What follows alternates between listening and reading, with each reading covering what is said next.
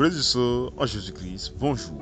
Bienvenue une fois de plus sur notre émission Une minute avec Dieu. Aujourd'hui, nous sommes mardi, 4e jour du mois d'avril de l'an 2023.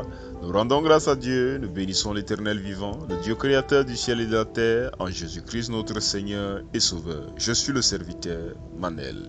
Et toi mon bien-aimé, je voudrais t'encourager ce matin, toi qui nous suis, qui suis cette émission tous les matins, toi qui prends du temps chaque jour avant de débuter ta journée, de prendre toujours un temps, de prendre toujours un moment de prière. Car il est très important que tu commences toujours ta journée avec Dieu. Il est capital que tu commences toujours ta journée en la confiant à l'Éternel des armées, en la confiant au Dieu très haut, au Dieu d'amour, au Dieu de bonté. Car il est le seul, il est l'unique vrai Dieu en Jésus-Christ. Il n'y a pas un autre Dieu, il n'y a pas un autre endroit où tu peux tout recevoir spirituellement, où tu peux recevoir la couverture gratuitement. Car tout l'appartient déjà, il est maître de toutes choses, alors il ne te demande rien en retour. Tout ce qu'il demande, c'est que tu le considères et que tu l'appelles dans ta vie en premier. Lorsque tu commences ta journée par confier à Dieu, tu es ici en train de te mettre dans la sécurité la plus sûre possible. Il n'y a pas une autre façon plus sûre de commencer la journée. C'est pourquoi il est important pour toi, quel que soit ce qui te presse au courant de la journée, quel que soit ton programme, de toujours prendre ces quelques temps, de toujours prendre un moment, de toujours prendre un temps avant toute chose, de commencer par rendre grâce à Dieu, de commencer par bénir l'Éternel pour la grâce qu'il te donne dans cette journée et de prendre un moment de prière et également prendre du temps. Je sais qu'il y a des personnes, lorsqu'ils suivent même cette émission, pour lui, ils trouvent peut-être que cette émission est peut-être un peu trop longue, mais mon bien-aimé, c'est l'Éternel qui te confie toute ta vie, c'est l'Éternel qui te confie le souffle de vie, alors il est important que tu prennes quand même un peu de temps que tu confies à Dieu. Et lorsque tu le fais, je t'assure, il y a beaucoup de choses qui vont changer en toi, et lorsque les choses changent déjà en toi, les choses vont également changer tout autour de toi. Alors, comme d'habitude donc, prends une position, celle qui te semble la plus humble possible. Prions ensemble afin de confier notre vie, de confier notre journée à Dieu. Au nom de Jésus-Christ, nous sommes en prière.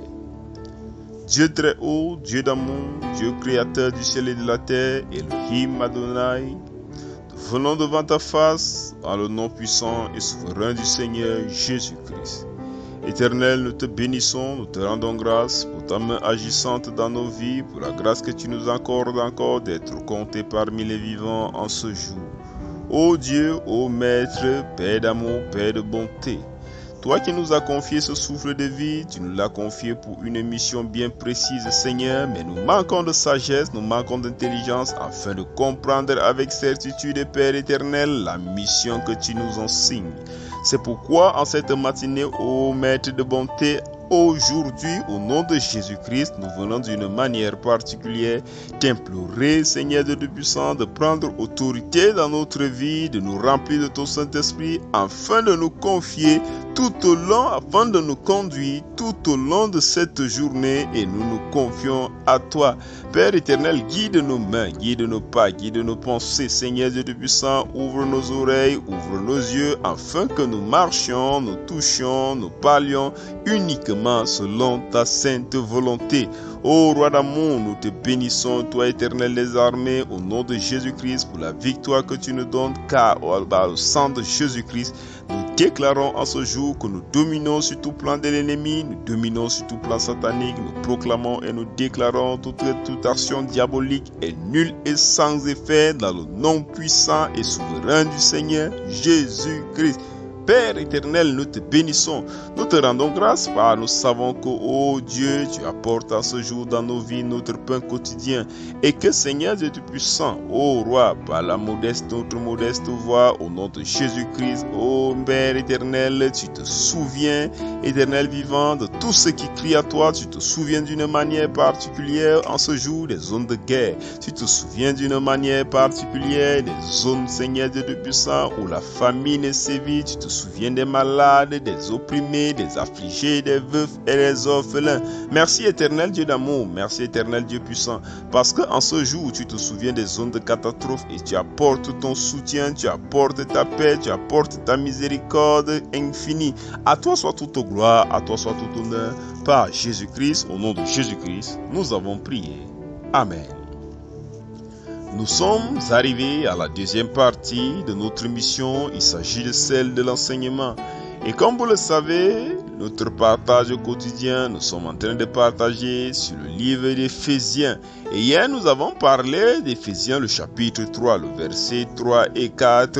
Éphésiens, le chapitre 1, le verset 3 et 4. Et nous avons vu quelque chose. Nous avons vu que Dieu nous a prédestinés à être sauvés, à vivre, à être saints et irrépréhensibles dans le nom de Jésus-Christ. C'est dans Jésus-Christ, c'est en Jésus-Christ que Dieu a prédestiné le monde pour qu'il soit saint et irrépréhensible. Je voudrais que nous continuions avec le verset 6, 7, 8. Il est écrit au verset 6, au verset 5, 6, 7 et 8. Il est écrit au verset 5. Nous ayant prédestinés en son amour à être ses enfants d'adoption par Jésus-Christ selon le bon plaisir de sa volonté. Le verset 6 dit, à la louange de la gloire de sa grâce, qui nous a accordé en son bien-aimé. Au verset 7, il est écrit, en lui nous avons la rédemption par son sang, la rémission des péchés selon la richesse de sa grâce. Mon bien-aimé, je veux que nous voyons ici. Le verset 5 nous dit, nous ayant prédestinés à son amour pour être ses enfants d'adoption par Jésus-Christ selon le bon plaisir de sa volonté. Ici encore, la Bible nous montre par quelle voie Dieu a voulu que le monde, après qu'il ait péché, revienne à lui, redevienne ses enfants. Et c'est ce que nous disons chaque fois. Il n'est pas possible de devenir enfant de Dieu si tu ne reçois pas le Christ, si tu ne reçois pas le Seigneur Jésus-Christ, si tu ne reçois pas le Saint-Esprit. Beaucoup de personnes parmi nous croient qu'il suffit de naître pour être enfant de Dieu, mais la Bible nous montre autre chose.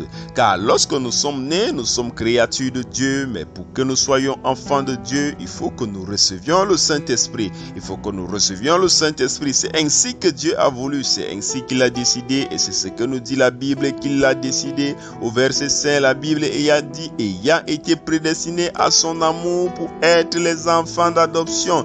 Et le verset 6 également est très intéressant. Il est écrit, à la louange de sa gloire, à la louange de sa grâce, qu'il nous a accordé en son bien-aimé. Mon bien-aimé, il faut que tu le saches. Dieu nous a prédestinés, Dieu nous a choisis, Dieu nous a prédestinés. Il a voulu qu'en Jésus-Christ, nous ayons la rédemption. Il a voulu qu'en Jésus-Christ, nous soyons enfants de Dieu, nous soyons saints et irrépréhensibles. Et tout ceci, il a voulu que cela soit fait pour la louange de sa gloire, pour la louange de sa gloire.